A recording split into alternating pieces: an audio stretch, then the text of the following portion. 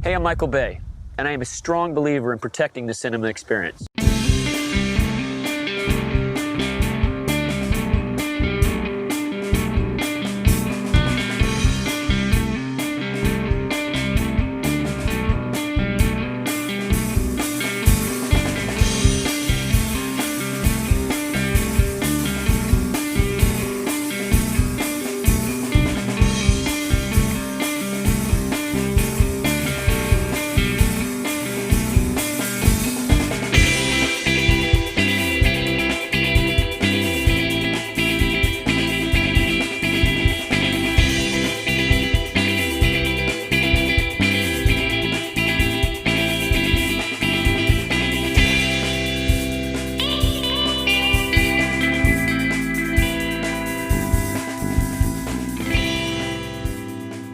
Born in Los Angeles in 1965, Michael Bay was adopted by a child psychiatrist and a CPA. By all accounts, he had a happy childhood, and his adopted parents were able to provide him with a few advantages in his early life that helped him achieve some of his monumental success. Prep school at the exclusive Crossroads School was an excellent start to his education, and when Bay was 15, he interned with George Lucas, storyboarding for Raiders of the Lost Ark. Bay followed up with undergraduate school at Wesleyan University, where he got the attention of film historian Janine Bassinger, who remains one of his biggest supporters, and may have played a role in 2 of his films being accepted into the Criterion Collection. Bay excelled in his studies at Wesleyan, and he honed his skills in graduate school at the Art Center College of Design in Pasadena. Armed with a ton of education, professional accolades, and an internship most film students would kill for, Bay was ready to enter the workplace. He took a job at Propaganda Films and began work on the commercials and music videos, and his talent was immediately apparent. In 1992, he won a Clio Award for his first national commercial spot, following it up with a Grand Prix Clio Award for Commercial of the Year in 1993 for the Aaron Burr Got Milk commercial. Bay quickly got the attention of major players like Jerry Bruckheimer, who took a big chance on Bay and gave him his first feature film, 1995's Bad Boys. Bad Boys made Will Smith a film star overnight, and catapulted Bay into Hollywood. Not resting on his laurels, Bay fired right back with 1996's The Rock, an action thriller starring the unlikely duo of Sean Connery and Nicolas Cage. The Rock made $335 million on a $75 million budget and showed Bay was no one-hit wonder. His signature style of Bayhem was infecting Hollywood, and by the time 1998 rolled around, audiences were primed and ready. Armageddon exploded into theaters and later into the Criterion Collection after netting 4 Oscar nominations for sound effects and original song. It would have been impossible to follow up Armageddon with an even bigger hit, and indeed Bay did not. 2001's Pearl Harbor still managed an Oscar win and nearly $500 million at the box office, though critics were far less kind than audiences. A rift was beginning to develop between the critical and audience reception to Bayhem, and 2003's Bad Boys 2 fell a bit flat, though it did make double its budget back. Bay bet it all on Bay with his next venture, 2005's The Island, which didn't exactly lose money, but it didn't exactly wow the world either. Bay dialed the Bayhem back to earn The Island a PG-13 rating, in an attempt to broaden its appeal, and it was a watchable enough Logan's Run clone with a very good cast, but perhaps high-concept sci-fi didn't put teenager butts in seats. It was then that Bay struck oil and basically stopped drilling. 2007's Transformers redefined what success for a summer blockbuster was, and it went on to make an astounding 4 sequels, pausing only to make perhaps his best film, 2013's Pain and Gain. Maybe Bay misunderstood the "what about Benghazi" meme, and he decided to chronicle the harrowing 13-hour ordeal inside the US compound in Benghazi. It was Bay's smallest budget in years, and he managed to make it back, but only barely. 2017's Transformers The Last Night made a ton of money, and clearly fans of the franchise were still out there. But Bay's latest departure from the formula, the disastrous Netflix flop 6 Underground, shows that perhaps Bay may have lost a step or two. The upcoming film, Robopocalypse, based on the title, could be a return to vintage Bayhem, but whether or not it has any artistic merit scarcely matters. "I make films for teenage boys," Bay famously said. "Oh dear, what a crime." There will always be teenage boys, and as long as there are, Bay will bring the Bayhem. Welcome back to Film Hooligans. I'm John, the host, and as always, I'm joined by my co-host, Mr. Jason Alt. Hey, thanks for joining us / coming back to join us again. That's right. Let's get jacked, man, because we are talking about summer blockbuster extraordinaire. That's right, Michael Bay. It's happening, folks. The Michael Bay episode that we've been teasing. If you've been following us on social media, it is finally here. We even have special guest beers that are Michael Bay themed. I mean, we are going to get right into this. Jason, you want to kick us off? Bud Heavy. It's just like Michael Bay. It's as American as it gets, and it's garbage, but everybody likes it. Well, that's perfect. I have a Fremont Brewing head full of dynamite because everything in Michael Bay films are pretty much full of dynamite. This is a hazy IPA from Seattle, Washington area. And then I also have a backup tall boy. That's the Backwoods Dreamsicle because, like Michael Bay films, it's just like a summer beer. You watch a Michael Bay film, everyone's sweaty, you smell like the pubescence through the screen. It seems super hot. So, it made me harken back to the days of chasing ice cream trucks. Remember when we used to chase ice cream trucks, Jason? Remember? No, because they stop by your house because they want to make money. Well, they never stopped by my house, so I never had to chase an ice cream truck. I never had to turn into a robot and race down a decaying highway as it fell apart. Where's Michael Bay finding all these highways with just like that aren't finished? Where are these highways? It's just like, well, that was a good day building a ramp and we're done. Let's put up some orange cones so nobody drives off the side. So they know to slam on their brakes so they stop a few inches from the edge. Like in more than 0 of his movies. Sure. Is he just filming Detroit because everything looks super dilapidated? It's hurtful. I know. Detroit's a toilet, but as a Michigander, I feel like I should defend it. All right. Well, L'chaim, sir. Prost. Since it's Michael Bay, is like, can we bring the brewskis? Yeah. We're not reviewing Mystery Men again, although I probably would rather. No, we're talking about The Golden Child. Well, there's always that spark, that certain spark that goes off that puts the fire or the fireworks under their ass to want to start, being filmmakers. And this is literally him putting a fire on his train set and setting it on fire. So telling. What an origin story. Because superheroes aren't real, so when your parents die, you don't get to be Batman. You just get to blow up model train sets and terrify your child psychologist mother. And I just want to say at the top of this episode, if you came here just to listen to, two film snobs shit on Michael Bay, kind of taking the easy road out, you might want to click this off or turn off the podcast, because as much as there are bad things to say about Michael Bay and his film style and just his general thesis on filmmaking, I feel like there is equal amounts of good things that he does. We will be as fair to Michael Bay as he deserves. Does he deserve it? Well, at least we think so, right? Let me ask you a question right off top, John. Does he have a non-zero number of films in the Criterion Collection? I want to say no. You want to say no, that he does not have a non-zero number? He has what? No, he has 2, right?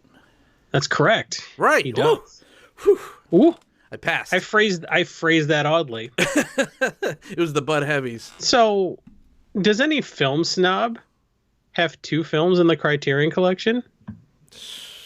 Why no? Probably not. That's 1 point for Michael Bay. Put it in his win column. Let's chalk it up. He has a style, and there's nothing wrong to have a style. Like, every filmmaker has a style. David Fincher has a style. You know what you're getting with his cinematic language. You're going to get those crazy zoom-ins, and it's going to be dark and gritty. And Wes Anderson has the nulling, and everything has to be precise and perfectly symmetrical. Kubrick has that. Lanthimos has that. Everyone has their things, and you can't say that Bay. Obviously Bay has his own things, and he uses it constantly.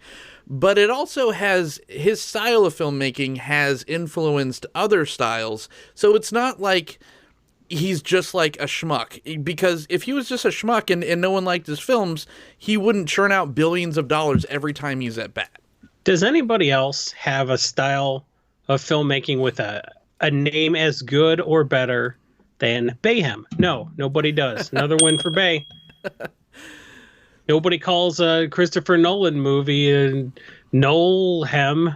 Oh, man. Yes, leave the Noling to Wes Anderson. Oh, you can't even make a good pun out of Christopher Nolan's pretentious garbage about dreams. Everything's about people being where they shouldn't. You can't make a name out of that. It's just creepy. Right. Yeah. So that's another win for Michael Bay. Bayhem really sums it up, because when you hear Bayhem, you're like, okay, it's a very specific brand of mayhem. I'm on board. So, like, not only is it a great pun on his name, but it is actually evocative of his style.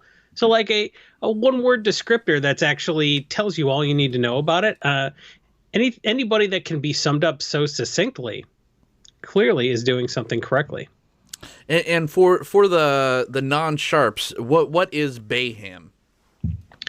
Well, Bayhem is it's a movie where it's directed by Michael Bay and everything blows up, basically, right? Bayhem is the cinematic language of, it's like, why does the meth lab have to transport all these flammable chemicals in this truck? Could we take a different truck? Nope. Because this truck of flammable chemicals has to crash into like a jet plane full of flammable jet fuel. That's just Bayhem, baby. That's how it works. You can't not have something explosive crash into something else explosive. Yeah, I mean, of course.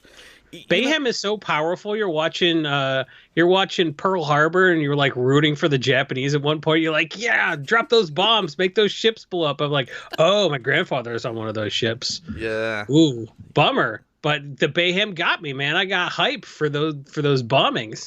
And then they switch the camera around and you see Cuba Gooding Jr. on that gun. He's like, show me the money. And he's shooting down the planes. You're like, I'm hyped for this too. Right. Bayhem got me.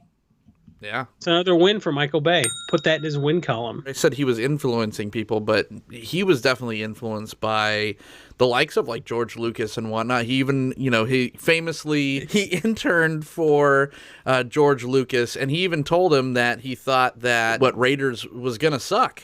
And it turned out not to suck. So that was another... He probably thought that was a compliment. Yeah. It's like, hey, man, thought your boring movie about an archaeologist was going to blow, but turns out he doesn't know anything about archaeology. It was exciting because his shirt was open and he had a whip, which he would... And he looked wet. Michael Bay saw how wet Indiana Jones always looked because Harrison Ford always had diarrhea. Yeah. And didn't want to do a whip fighting scene. He's like, can I just shoot the guy before I crap my pants? He's like, you look really wet, Harrison. He's like, I'll be fine. I'm like, no, that's a look. Yeah, that's what I remember about all the Indiana Jones films for sure. One thing I will say that he does really well, and I mean it, not just in like a mean, like nipple twisting way, is he is an innovative filmmaker in the sense where he pushes like boundaries.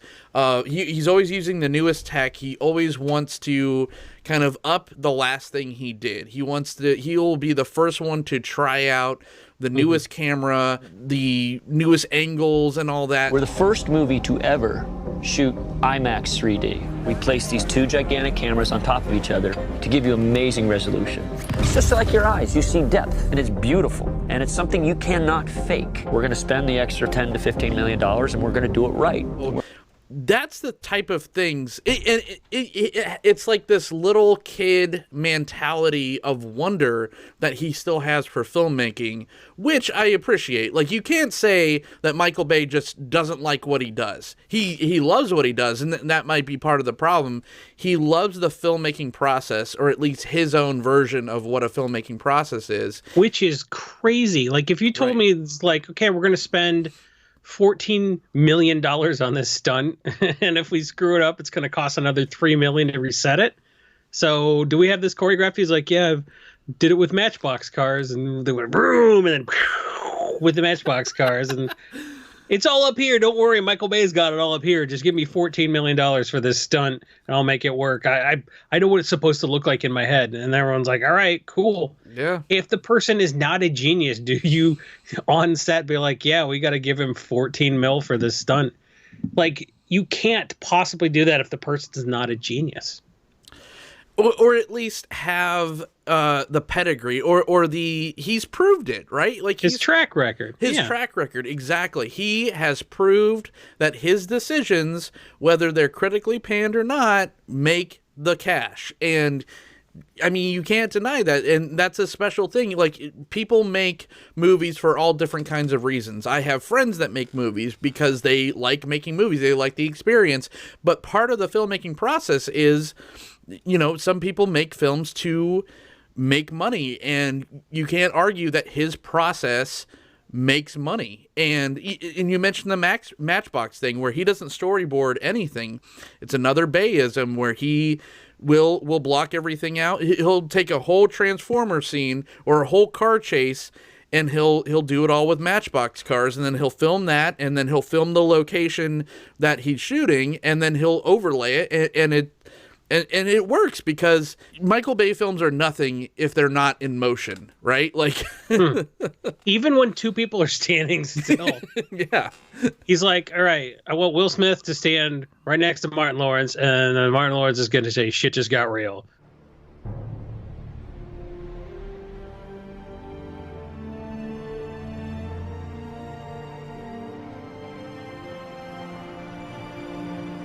Shit just got real. Just standing there is like, fuck no. Okay, so we're going to shoot underneath them. Yes. Like 3 feet underneath their heads. And then the whole camera is going to spin around them like 720 degrees. And they're both going to look not at each other, even though they're having a conversation. Nope. They're just both going to stare at 2 points in the middle distance. And the camera's going to ring around them. And it's going to go, shit just got real. And it's going to be the coolest fucking shot in cinema history, and everyone's gonna copy it.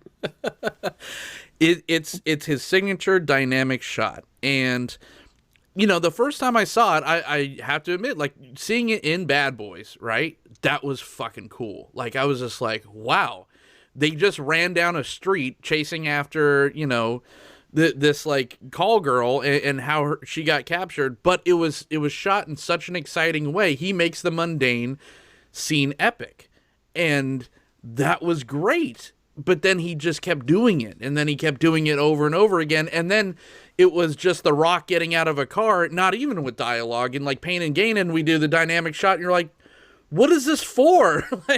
Can you imagine if, like, every time RoboCop got out of the car, because the RoboCop getting out of the car thing is they showed the foot, right? Yeah. And then they cut away because Peter Weller could not wear the pants and the top at the same time sitting down. He had to be standing. So they shot RoboCop as like his head kind of gets out of the car, and they're like, that's an awesome shot. Michael Bay would have done like a 720 spin around the car, and it would have been epic.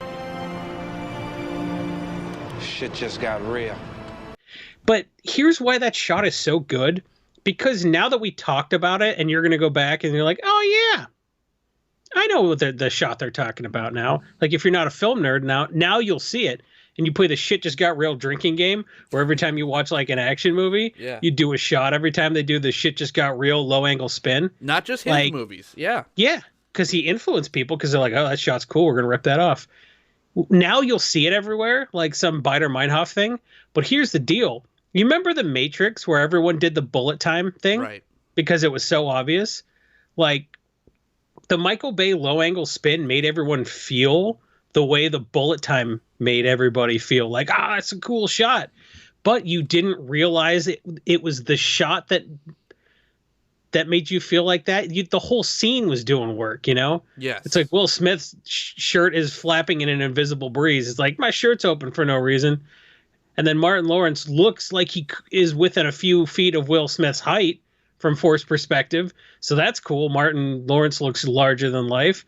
And, you know, and then like the music's swelling and like everything's through a sepia filter. Yep. So it looks like the entire city's on fire. And you're like, shit did just get real. And like, you feel hype. Yeah. But the bullet time thing, you're like, that was cool. And I know why. It's because he spun around.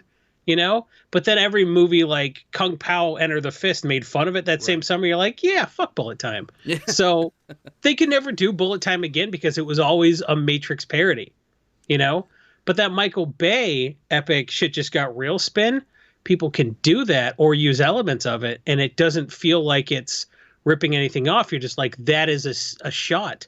So doing a shot that's that evocative, but also subtle enough that, you know, when people rip it off, it just looks like they are shooting a movie.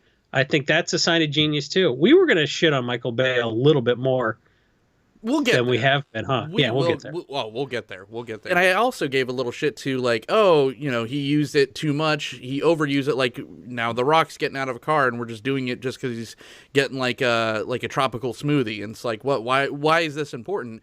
But a really effective way that he does it, and you know, dare I even evoke the names of the Transformer films? But a lot of the time, don't use the names because it won't help me. I know, right? Which one's Dark Side of the Moon? Which one's, like, I know the King Arthur one's the King Arthur one. That's about it. I stopped watching after 2, so I'm not sure. No, I think I even choked down 3, unfortunately. When he uses it in those, when there's a lot of action going on, Pearl Harbor, which is not a good film, I will say, at least in my opinion, but there is a scene when they're coming out of a building, and they do the dynamic shot when the planes are starting to come in, and the way that he stacks it that way, it shows scale, it shows movement. You have about 8 things going on in the shot, and your eye has so much to do, and it's actually a lot of fun because like another filmmaker could just be like, people are walking out of, like how you would do it normally would be an over-the-shoulder shot of their backs, of them walking out, and then you see in the foreground that people are running and like looking up and pointing up. So, but the way that Bay does it, that sucks you in and makes it more evocative, is that you have that low angle, you see them looking up at something off camera, but you could also see planes whizzing by, and then you could and then with the sound design on there as well, it primes you in a way that other filmmakers attempt to do that, but it primes even the most like untrained like film watchers. He wants multiple things moving in multiple different directions, so everything looks busy and kinetic. And one thing he likes to do is he likes poles.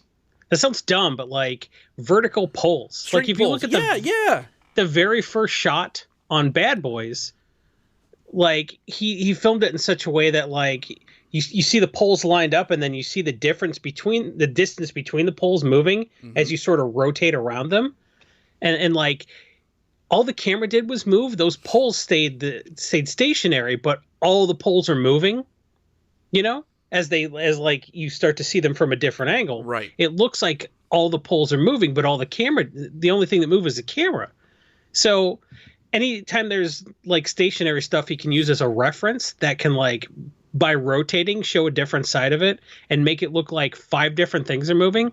So then you've got the sun moving in the background as like the camera angle changes so it looks like the sun's panning horizontally. You've got the poles moving, and you've got a car coming at you. So all he did was like a quick camera pan, but it looked like 5 different things in the shot started moving in 5 different directions at once.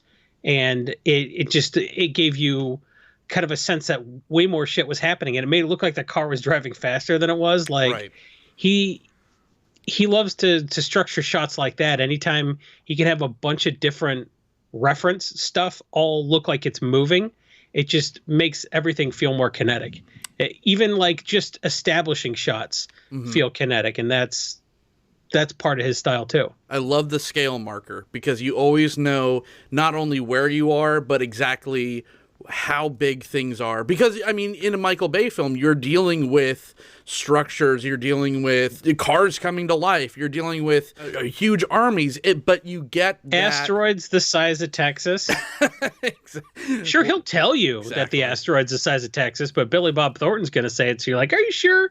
And then he has to show you. I mean, is it so much different or more pretentious than a Wes Anderson? I know I've been mentioning that name a lot, but I want to compare that same shot that I mentioned in Pearl Harbor to the shot in the field in Moonrise Kingdom, where it's also moving slightly and things are happening off screen. But that's like one of the only shots that Wes Anderson does his like Wes Anderson shots where he stacks it and layers it in in movement. It's dynamic, and people are just like, oh my God, Wes Anderson, like you just have such a great eye for cinema. But then Michael Bay does that like 8 times a movie, but he also puts everything in motion too. So I'm not saying that Michael Bay is Wes Anderson, but I'm not saying it either. Well, we're saying there's stuff he does with the camera that he doesn't get credit for, because like he's filming a really sexy cheeseburger commercial. Yes. Well, Right? you got to start with the one of the best viral commercials before viral was even a thing, right? One of my favorite commercials of all time. We're referring, of course, to the Aaron Burr Got Milk commercial, which if you have not seen it, we'll drop a link to it in the show notes. Sure.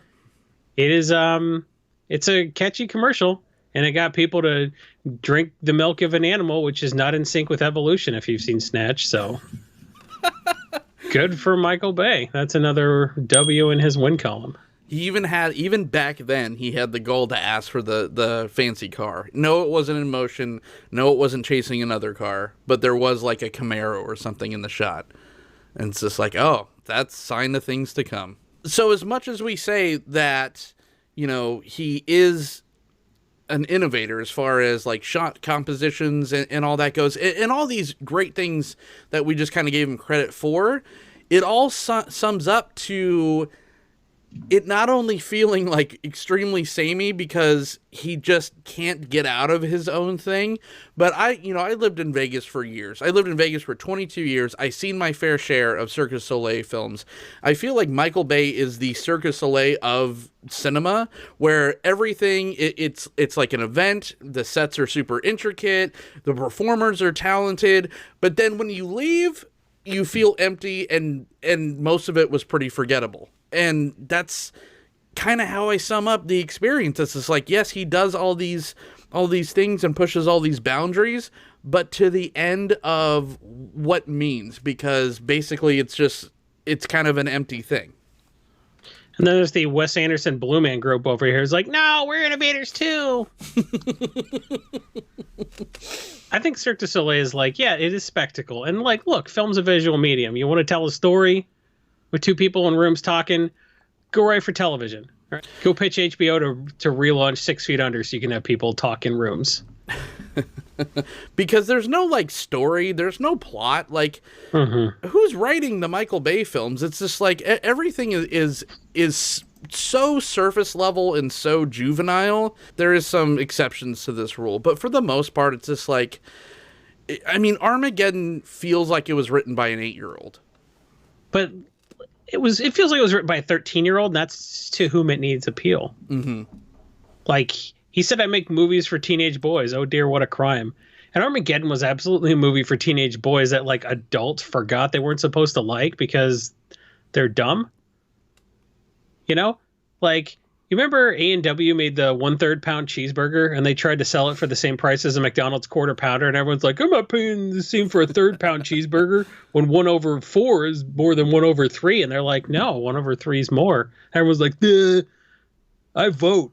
So yeah, when you make movies for people that think a 1/4 pound cheeseburger is more than a 1/3 pound cheeseburger, you can make a movie where it's like, yeah, I'm an oil driller, and I think it would be easier to teach me to be an astronaut than to teach someone who trained how to fingerlessly tighten stuff with a wrench in 0 gravity by training underwater for 8 hours a day, teaching them how to turn a drill on. Definitely it would be easier to teach oil rig workers to be astronauts, obviously. And anybody who questions that is like, it's just a movie. Because that's what he gets to say. It's just a movie. Like Ben Affleck's like, hey, why are we teaching these guys to be astronauts? And he's like, shut the fuck up, Ben. Like, that's what he said to him. He said, shut the fuck up, Affleck, which is something we've all wanted to say. Right. Because in the end, it is just a movie. If Armageddon had striven for verisimilitude and just like that one respect, it'd be that shitty movie, The Core. And who cares? Yeah. Fuck The Core. Right? You want to watch The Core? That movie sucked. It was an attempt at a Michael Bay movie that failed because they got so bogged down. It's like, we need a little bit more scientific realism, but they didn't have it. And DJ Qualls is just a poor man's Steve Buscemi. Like, literally, the core is just a Kirkland brand Armageddon, and you won't change my mind.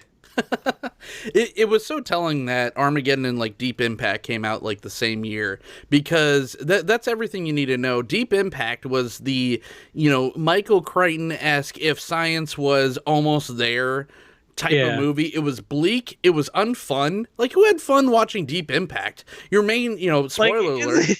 Your fucking main protagonist gets like drowned with her father, and you see it. It's like, oh my god, this is terrible.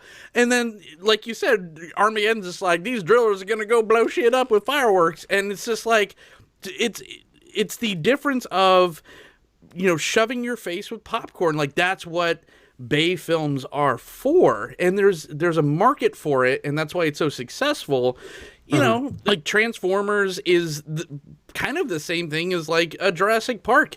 It's just like, okay, we want to see grounded realism and in science that almost pseudo makes sense. Go watch Jurassic Park. If you just want to see robots punching each other in the face, I mean, yeah, go watch Transformers. It's just, he knows his audience more than most filmmakers do, because most filmmakers kind of make films in spite of their audience. Like, David Lynch fucking hates anyone that watches his shows, his movies, or anything. Like, he left the show that he was creating because they made him, figure out the murder. Michael Bay is just like, no, I'm in tune with you guys. I'm going to keep pandering to you until the well runs out. And guess what? Deep Impact got a 45% on Rotten Tomatoes and made $349 million. Armageddon had a 38% on Rotten Tomatoes and made $553 million. There you go. And is in the Criterion Collection and got people some Oscars, probably. Well, it not only got people Oscars, but he is a king and queen maker. This made, like, yeah, Good Will Hunting was great for Ben Affleck's career. Like, that was the starter. But he wasn't a movie star until Armageddon. Will Smith wasn't a movie star. He wasn't even sure if he was still doing Big Willie style at this point when Bad Boys came out. He wasn't a movie star until he ran down that street with his shirt open. And he argued with Michael Bay about it. He's like, I don't want to run my shirt open. That's stupid. He's like, no, you need to look wet. Yeah. And look right. what happened. Michael Bay was right. Yep. Look what happened. Now we're stuck. Now we're stuck with Will Smith. Now we're stuck with Will Smith. He made people give a shit about Shia LaBeouf. Like, Shia LaBeouf is cool now. Like, he's hipster now, but like, no one would care about him if he was just in Even Stevens and then faded out like most other child actors. Like, he saved him from Fred Savage status. So, Megan... You notice that only the people that like got into some shit from the Disney Channel are the ones that we still talk about. Like, everyone knows Shia LaBeouf and Miley Cyrus. What's the name of that chick from that the show on the Disney Channel that learned her lines and then, like, yeah, exactly. No started directing porn? Bella Thorne? Why do I know that? Shit.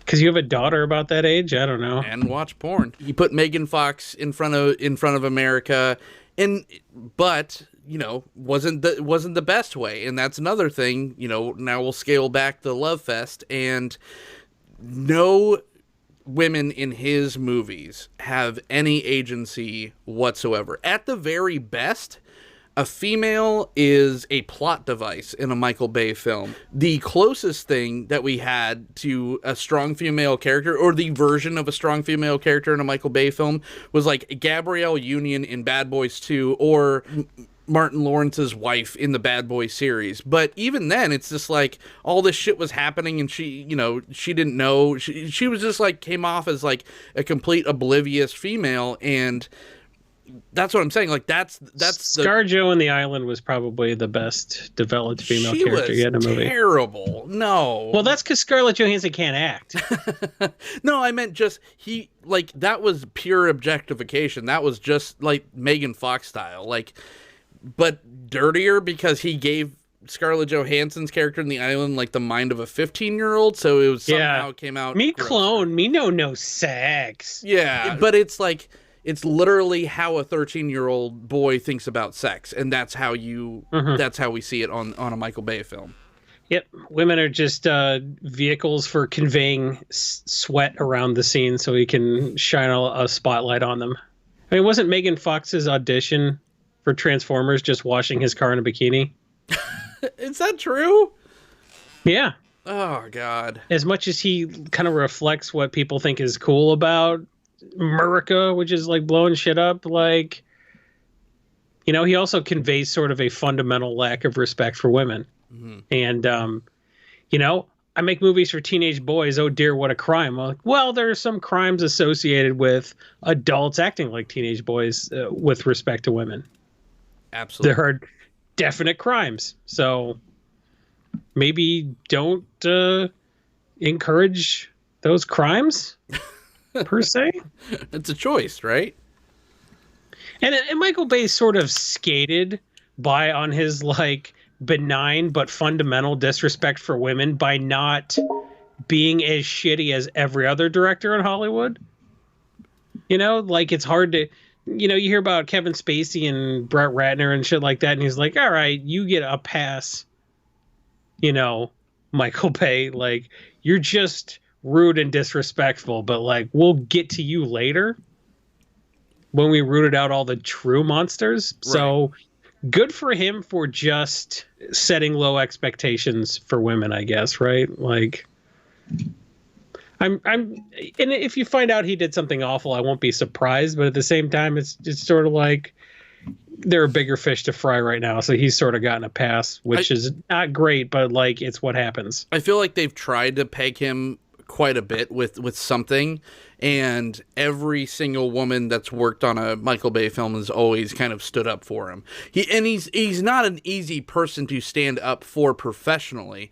There are, you know, he's an absolute tyrant. He screams. Instead of wardrobe people getting mad at makeup people and makeup people getting mad at actors, etc., I give them one person to focus their anger at. He literally employs the best sound design people, the best wardrobe people, and you know, one of his actors is just like, why do you work for him? Like, we are on the last day of shooting. I want to fucking leave because this guy's a complete asshole. I don't want to work with him anymore. But they're just like, because, you know, if the studio feels like, you know, they don't want to give budget to certain aspects of the film, he'll pay for them out of his own pocket. Like, he has that sort of meticulousness and just like expectations for each one of his projects, where he's just like, no, I want to work with the best, most talented people in the world. Unfortunately, he thinks he's the best, most talented person behind the camera. I have no idea how Michael Bay feels about Michael Bay. Let's not speculate how Michael Bay feels about Michael Bay,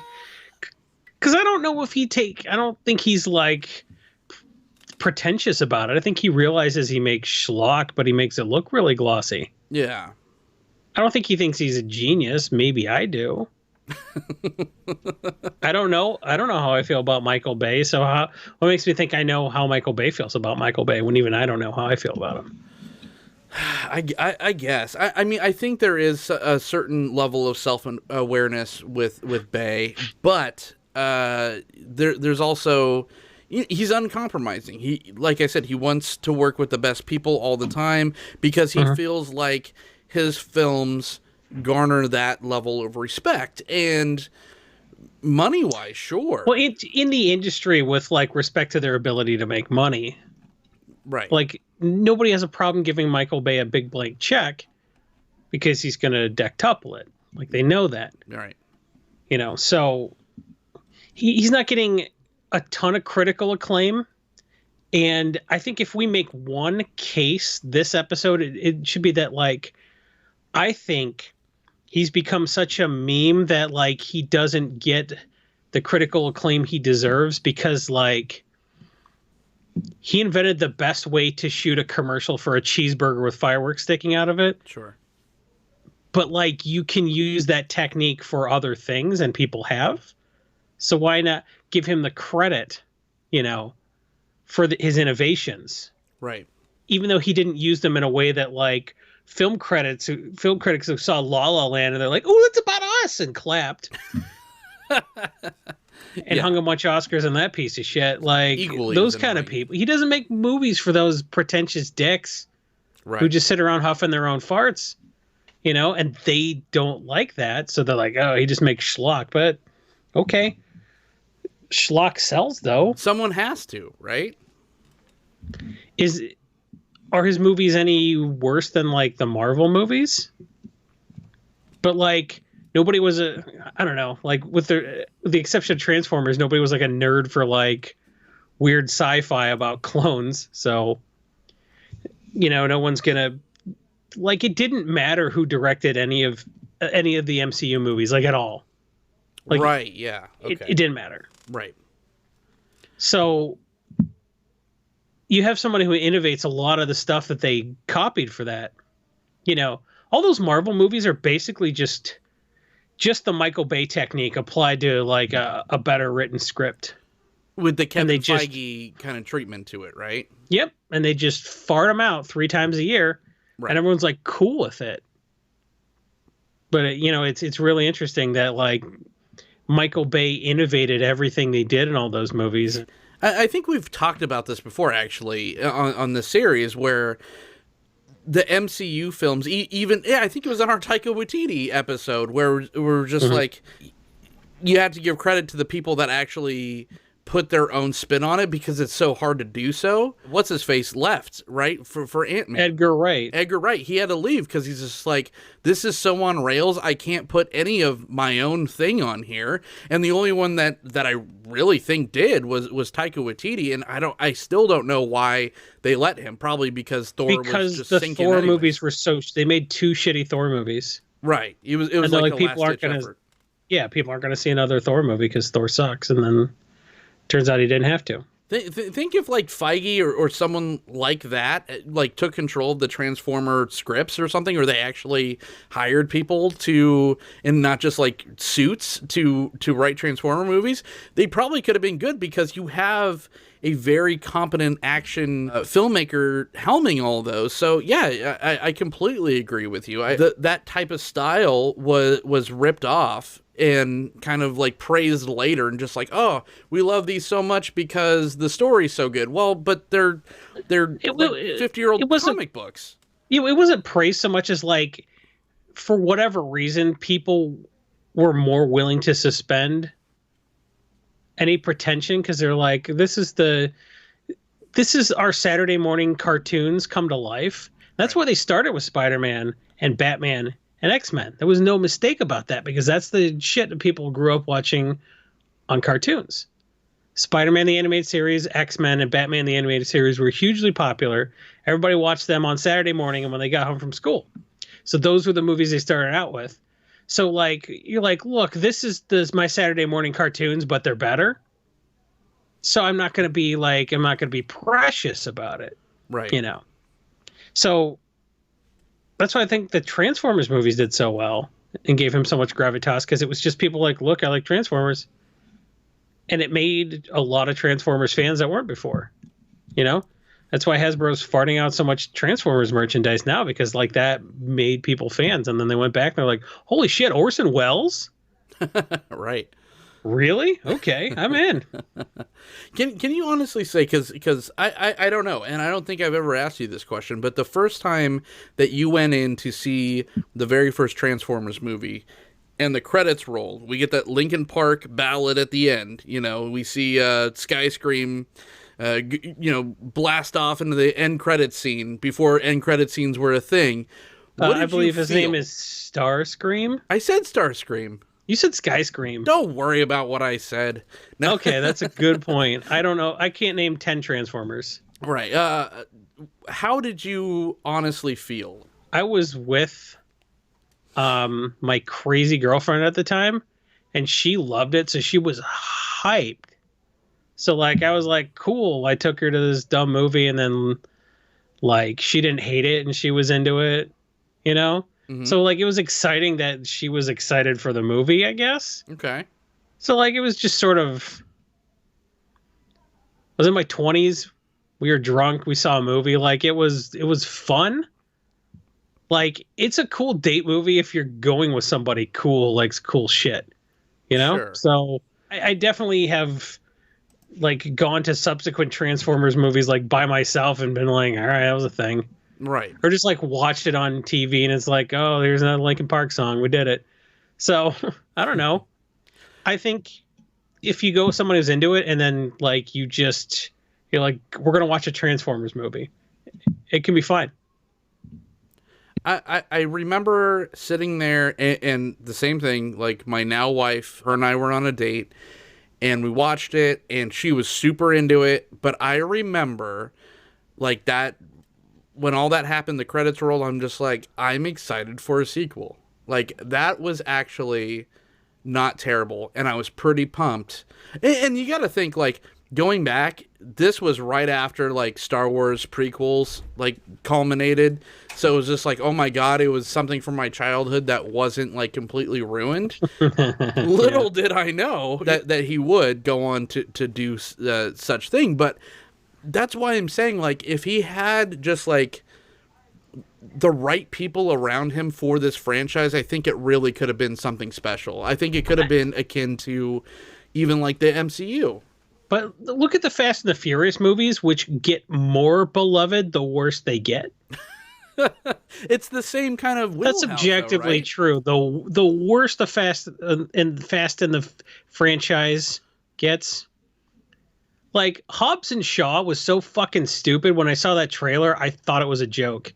I thought it was Machete. I thought it was a fake trailer for a fake spinoff. For real. That's rad. And they're like, no, this is a real movie. And Idris Elba was very interested. And I was like, oh, okay. Cool, you did it. I felt so old. I was like, oh, they're not making movies for me anymore because they don't care about my incredulity one bit. So the Fast and Furious movies are just getting worse and getting more beloved. So I don't know where he went wrong, because the Transformers movies are getting much worse, but people aren't into it. And I don't know what it is. It's because there's no family. But I think maybe the more the Fast and the Furious movies get like a Bay movie, people like them more. So like they cranked up the Bayhem to 11, and that's why people are into it. Like the Fast and Furious movies are getting stupider because the first one is sort of like, I'm a cop. Well, I'm a criminal. I'm going to catch you. But if we're friends, you can't catch me. And you're like, I never thought about that. That's cool. Yeah. And like by the 11th one, it's like, all right, we need to teach these oil drillers how to fly the space shuttle. Because they didn't start out like that. They approached that. So it's really, they're like, do you like cars? These movies have cars. And it's like, God, it's a fucking Bay movie by the 11th one. It's like, all right, we're going to drive all of our cars towards the skyscraper. Then we're going to hook up chains to the skyscraper. And then we're going to put our cars in reverse and peel out and drag the skyscraper and steal all the money inside. So ridiculous. Yeah. And then everyone's like, we can't do it with 11 drivers. And then Ludacris shows up. He's like, woo! And everyone's like, yeah, we got 12 drivers. We can pull off the heist. Like, Fast and the Furious movies didn't start minting money until they became Bay movies. Yeah. So they've like objectively gotten worse, but all they really did was crank up the Bayhem. The Bay movies now aren't like as beloved as the Bay movies before, but dumb popcorn movies are like you said, are only getting more only getting more audience. The tickets purchased because they are more like Bay films, which is, it's just this weird. He's lost a step. He's lost a step for sure. Oh, for real. Like, and anyone because look at his latest movie. Six Underground was a piece of shit. Like, you got car chases. You have the least marketable Franco, but still a guy that got to be in the Now You See Me movies. Well, he's only in it for the first 30 minutes, which was a car chase. Ryan Reynolds at his peak. Like, Ryan Reynolds is, this is peak Ryan Reynolds time. Yes. Yeah. So, like, if you can't make a movie out of that because the plot sucks too bad, he suffered from, I don't know. I think maybe he thinks he's smart and he's like, magnets are cool. Like, explain Six Underground, like what he thought was going to be good about that. Six Underground was the only other movie in the research for this series that broke me. The only other, like, fans of the show couldn't finish it. Old school fans of the show will know that John Carpenter's Vampires was the only one that broke me, and I couldn't fucking do it. I had to turn it off, and I'm like, I will. Sit I through some watched shit. all of John Carpenter's Vampires, and halfway through, I was like, I've seen this before, Right. and I'm watching it again. Oh my god. I was so mad I had to turn it off. 6 Underground, congratulations, Mr. Bay. You did it. You did it. Number 2, I couldn't do it. Like I got to the magnet scene where they're all sitting at the table and then he started talking about magnets. That's 25 minutes into the movie. I was like, what the fuck? I was washing dishes and I still turned it off. Right. I was like, I could have just paid attention to the dishes. And I still couldn't do it. What is it about 6 Underground that makes it such a piece of shit when Armageddon's in the Criterion Collection? And we should say that one of Michael Bay's professors from film school is on the board for the Criterion Collection, and he got an award for best student film. Like she thinks he's a genius. She thinks he's an innovator, and like he's one of the most insightful and best film students she's ever had. And all of that is true. And Armageddon only made a mere $500 million at the box office. Right. So he had some help getting into the Criterion Collection. That said, if you compare Armageddon, which was a stupid movie with a bunch of smarmy assholes like Ben Affleck and Bruce Willis in it, and it somehow managed to be charming, probably because of Steve Buscemi, I guess, and his inherent magnetism. Who knows why Armageddon worked and 6 Underground didn't, but Michael Bay doesn't know. I think that's the main point here, as that he's like, this movie's going to be the shit. It's got Ryan Reynolds. It's got magnets. It's got one of the Francos. You like those Francos, right? The fast cars, hot women, blood, guts. And everything that a real casual disregard for human life. They're like, oh, it's someone's eyeball. Yeah, we don't care that a person died. This was final form. This was Michael Bay's being taken to its inevitable conclusion, and what we ended up with was all fondant. This was Inland Empire for David Lynch, as Michael Bay was for 6 Underground. When these filmmakers, whether they're beloved, we like them or we don't, they go unchecked. This is what happens. And it's just like 6 Underground, the first 20 minutes is everything that you think of a Michael Bay nightmare being. It cranked up to a 40, and it's yelling at you the whole time. There are the only interesting things are the bodies falling and flying out of Lamborghinis, hitting tractors in different ways, exploding into blood mist, and it's just like. Did anyone else watch the dailies? Was he just alone? Who greenlit this thing? He's great when he's making PG-13 movies. That was maybe his problem. He's like, I'm making an R-rated movie where I can show a guy getting his dick ripped off. And it's like, maybe don't. Just stick to PG-13. He's like, when you show blood, you're reminding us that a person died. If someone's in a car and the car explodes, yeah, they died, but don't rub my nose in it. Right. Doesn't be like, oh, they got away. We want the good guys to get away, and they're trying to get away, and then someone's chasing them.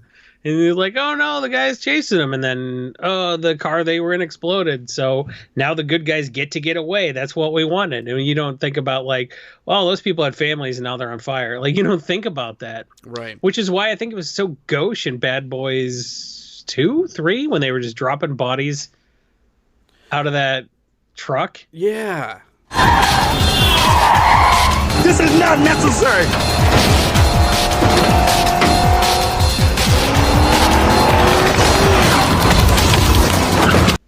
And the car behind him was running over him. It was played as a gag.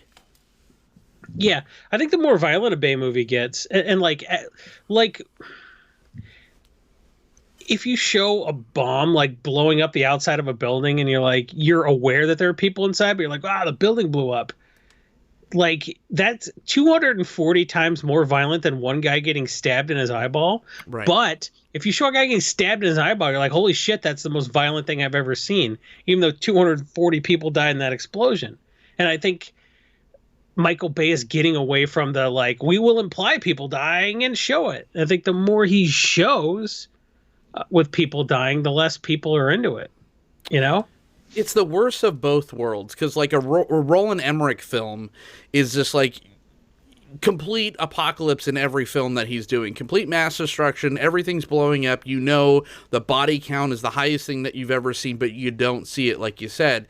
Where now we have high body counts and we have to see every single one. It's just like, what kind of feelings are you trying to evoke? Are you trying to evoke a grotesqueness? Are you trying to like a gross out? Are you trying to get it for a laugh? Like, if you're trying to get it for a laugh, then what the fuck is wrong with you? You know, Bad Boys worked because I think the blood that we see is like Will Smith having to shoot the guy at point blank on the tarmac, and you're just like, oh shit, like it had some real weight and gravitas to it. That moment, it was almost like the end of Heat, right? Like they played it in a way where it had some weight to it, where now it's just Cirque du Soleil, but if Cirque du Soleil people, like the gymnasts were losing limbs while they were doing trapeze acts.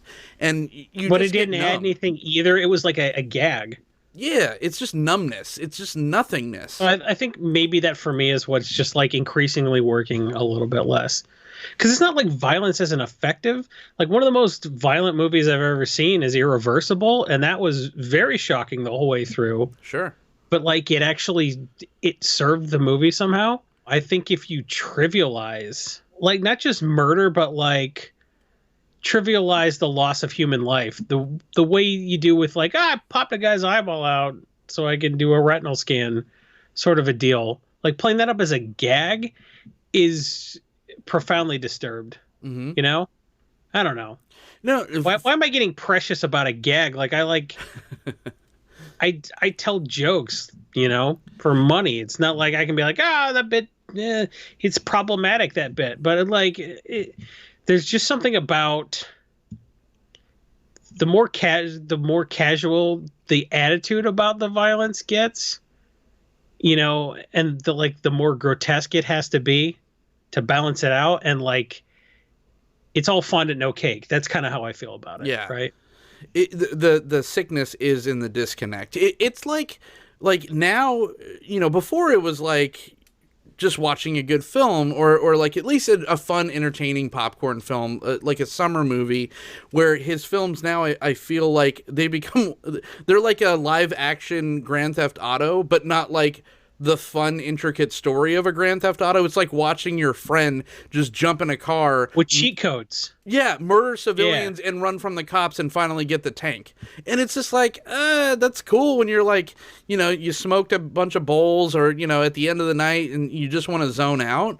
But if that's like what people are giving you tens of millions of dollars to produce for people, I think that there's a real cap on this level, especially if this is the ratchet, like this is the final form of Bay, you know, what we're seeing in like 6 Underground, like I think that people are gonna stop kind of speaking with their dollar. This was made for Netflix, so it was, I don't know, like a different sort of risk being taken, but it just didn't work, and it sort of undermines our premise that we talked about before, that like, well, Michael Bay knows his audience, but like increasingly feels like he doesn't, because like Michael Bay's not making movies for adult men per se. Like if you make a movie for a 13-year-old kid, a dumb dude's gonna love it, but like when you make it so violent that kids, like, I wouldn't want my kids to see it, then like who is it for at that point?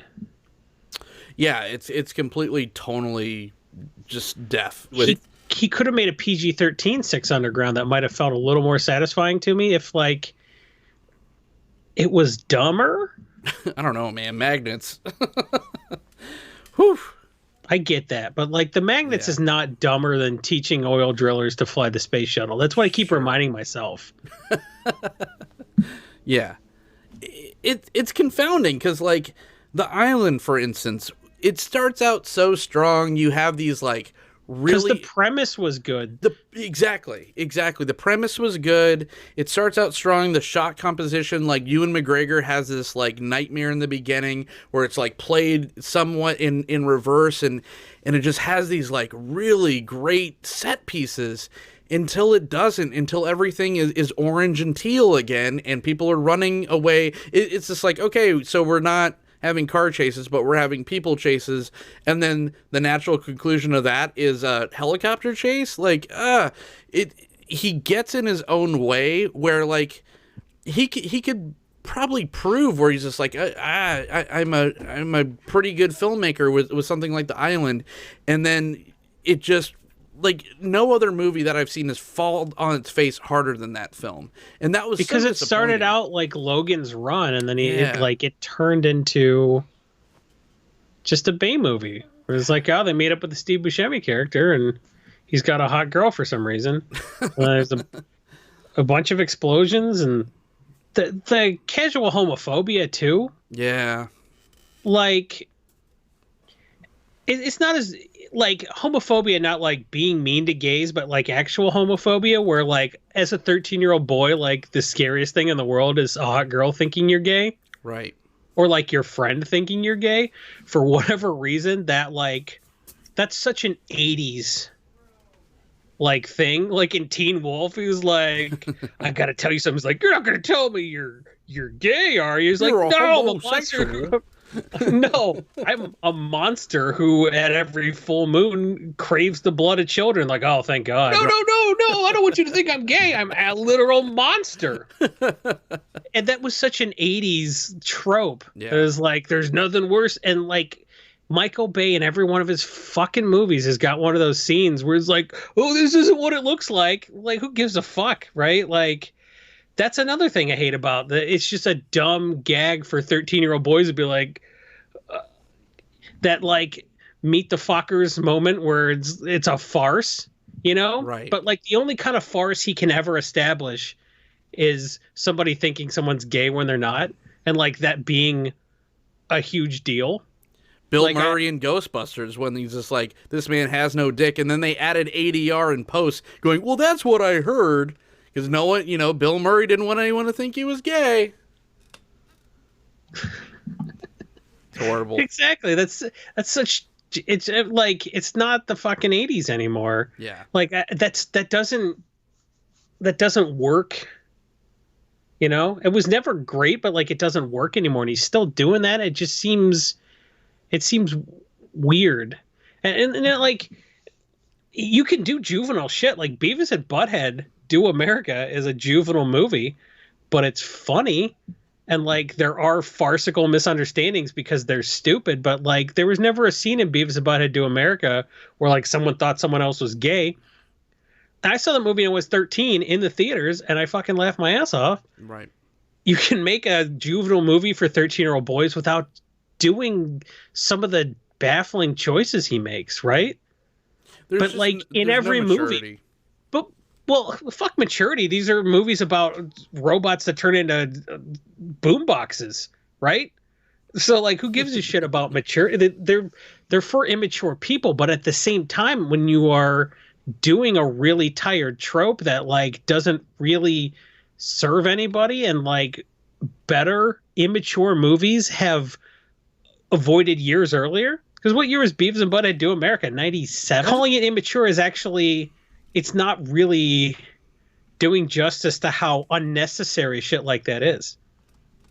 I'm not offended, but like I'm kind of offended just because like I'm not offended on behalf of gay people. I'm offended that he respects our intelligence that little, that like we're supposed to think that's a great gag.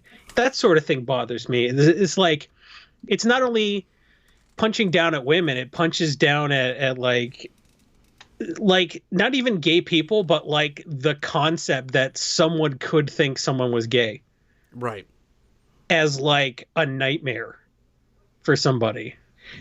If it had just been in one movie, it would be like, that's kind of a lame bit, but like it happens more than once, so it's like, why is this still in here?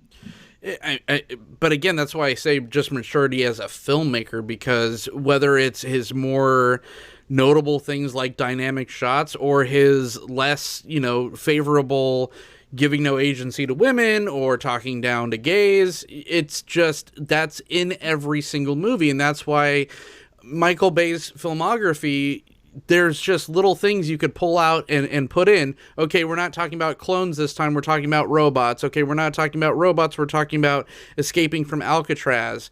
It's all the same film, just with a different MacGuffin. And that's the problem. Joss Whedon does the same shit. And people think Joss Whedon's a good writer. So, like, turns out if you can write quippy dialogue, you can get away with lazy garbage like that. Yeah. Joss Whedon just spins a big wheel. It's like, all right, it's cowboys fighting vampires in space. All right, cool. All right, this one, it's knights fighting vampires in Beverly Hills. All right, we did it. It's robots. Right. But they're prostitutes. I'm in.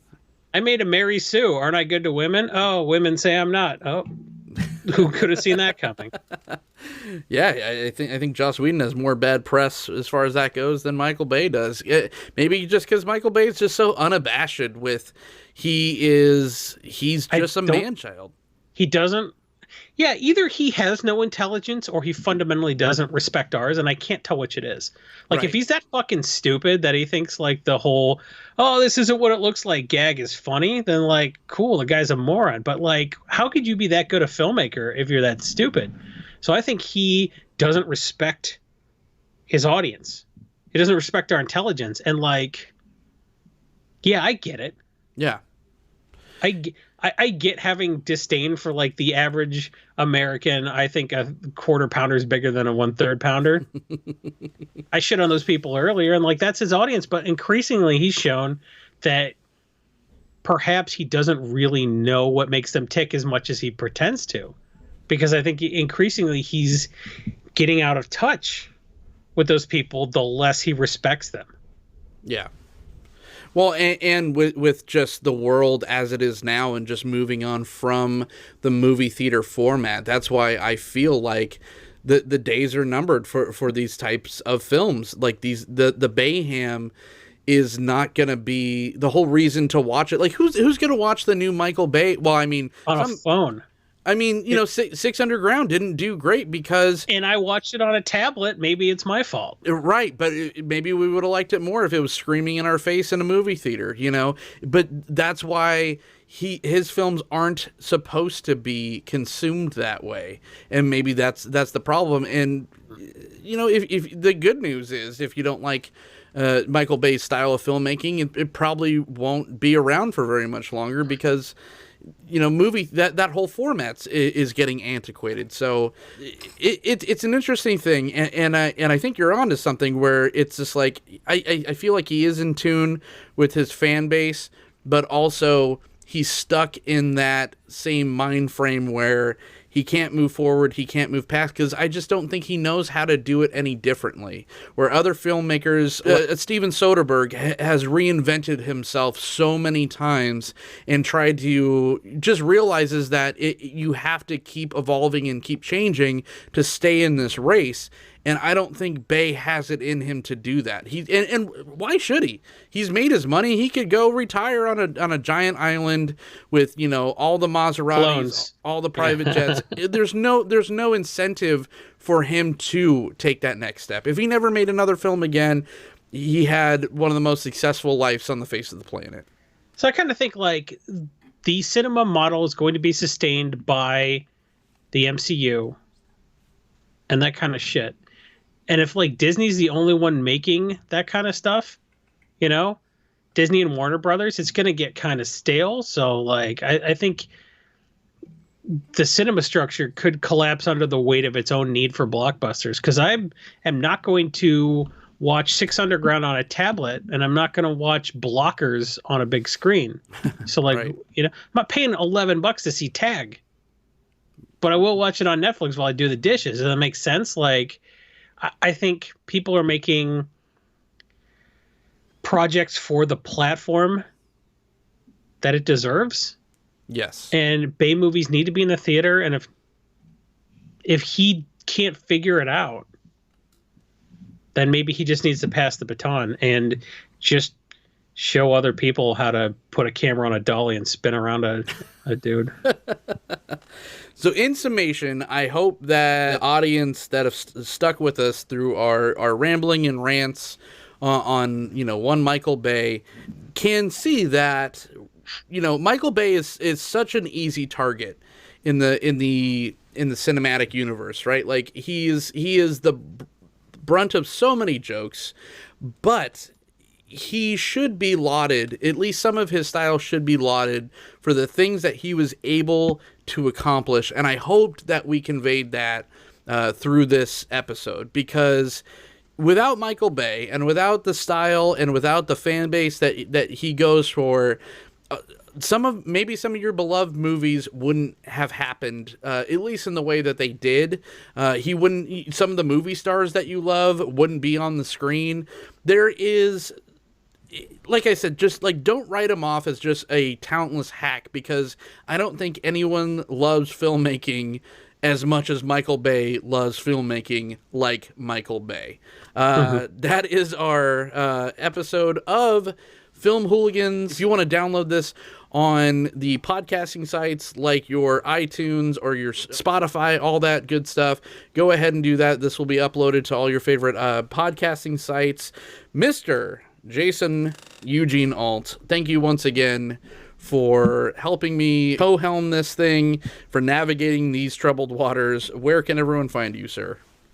You go to the twitter.com, check out @JasonEAlt. Do people say the anymore? Or is it just like it's Jason E. Alt on Twitter? I don't know. I kind of feel like I'm like, it's but like it sounds like, oh, it's http://www. Just tell me the website, Grandpa. I'm Jason E. Alt on Twitter, and if you go to the pin post at the top of my profile, it talks about all the other projects I write around the internet. We are at see, so I guess I do. I think to answer your question. We're at but we are at blah blah blah. You don't say we are, our thing is at. That's right. So you don't say we are at. This isn't Star Wars. You kids remember Star Wars? Which one? Clone Wars or Phantom Menace? Oh! I remember meeting Kenny Baker at Star Wars Celebration 7. What year was that, Grandpa? 2005. Oh, shit, Grandpa. Back before flying cars? You kids suck. No, Grandpa, you are Kenny Baker. Oh, yeah. Film_hooligans. That's where we're at on the Twitters. Or you could follow me personally at John the Host. We have a dynamic Michael Bay out on this one. You do the VFX, man. You tell me.